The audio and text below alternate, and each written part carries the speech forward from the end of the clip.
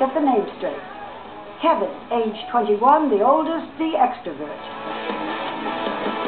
Joe, age 19, middle child, heartthrob. Nick, 16, the baby, musical prodigy. Together they are the Jonas Brothers, real brothers, the three biggest names to capture the hearts of adolescent girls this century. In the past few months, they have played Times Square on New Year's Eve. The Jonas Brothers! Headlined the American Music Awards. Oh, say, can you see? Sung for the outgoing president and the incoming first family. Thank you! Performed at the Grammys with Stevie Wonder. Team Jonas, living the dream.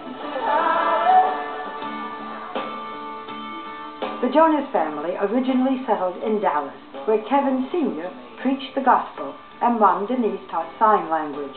Everybody sang in Dad's church choir. This is Kevin.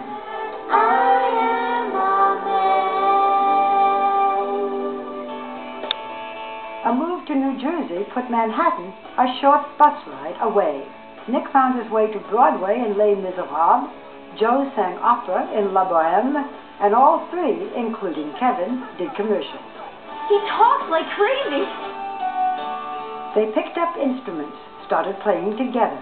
But the drive, and some would say the raw talent, rested in baby Nick's soul. He was the first signed to a record deal.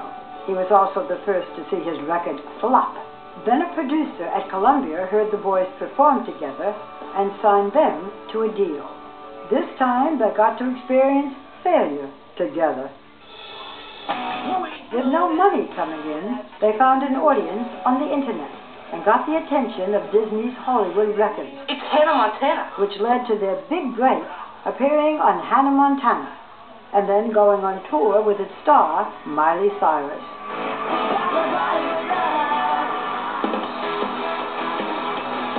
And now they fill arenas by themselves. The boys write their own music and play their own instruments. And any time spent with the Jonases on tour reveals a faith-based family. Bring it in.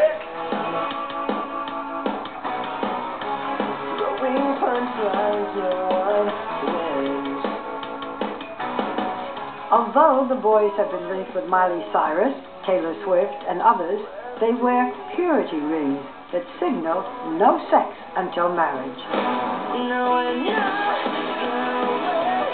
Mom and Dad are tour bus chaperones, and perhaps the least likely stage parents you will ever meet. How do you balance your very strong faith with the life of rock stars? You have to really draw on that faith on a daily basis to know that our strengths and every gift that we all have, that the boys have, comes from the Lord. Every room I walk in, the crew tell me, thank you for raising good boys. The family is living back in Dallas now. The brothers have been busy, recording a new album and shooting a new TV series called Jonas for the Disney Channel, set to debut in May. By the way, there is another Jonas brother. Frankie, the bonus Jonas they call him, was born in 2000. He already has his own band, no kidding. Here we go.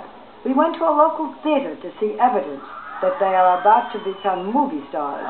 They don't know we're coming, so.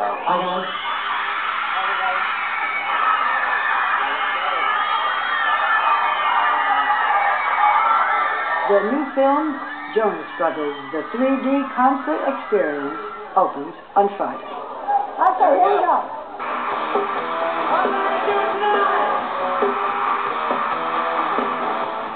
Let us start with Kevin. You describe Joe. Joe, you describe Nick. Nick, you describe Kevin. Kevin?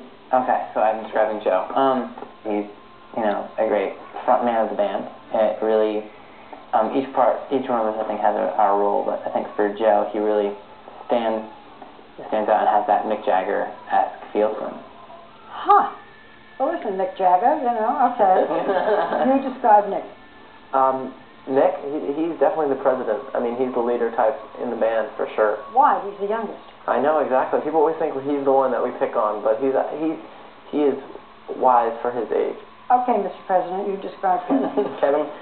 Kevin is very enthusiastic, and definitely also a dreamer, which is good, and at times kind of challenging, but it's always fun. You know, on a serious note, Nick, 3 years ago, you had a terrible drop in weight, and you were even afraid that you were so ill that you might die. Tell us about it. Yeah, I got diagnosed with type 1 diabetes November 16th, 2005, I believe. And very, very scary moment. And I actually lost 15 pounds in about 2 weeks. You were very public about having diabetes. I think you need to learn how to manage it yourself before you can kind of be an encouragement to other people who might be dealing with it. And then while we were over in Canada shooting Camp Rock, I wrote a song called A Little Bit Longer. And Title of an album. Yes. Waiting on the cure, none of them are sure. A little bit longer, and I'll be fine. And everyone sings along. And you know, I say, for all those who have said that I've inspired them, I want you to know that you're my inspiration. You have learned to live with your disease. You wear a pump now that puts insulin into your body. And is it you have to prick your finger every day to know your insulin level? Do you still have I do. I check my blood sugar about 10 to 12 times every day. Pricking your finger 10 to 12 yes. times a day. And the pump is amazing. Do you use it when you're on stage? All the time. It's on me 24/7, and I change it. Change the position every 3 days. I know you don't like to talk about it, but when you watch your concert, everybody can see that you're wearing a silver band. Each of you do wear it.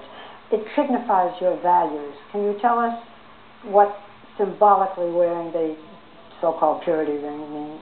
Yeah, for us it means that we'll treat ladies with respect, and I think just to be gentlemen and to do our best to make our mom proud.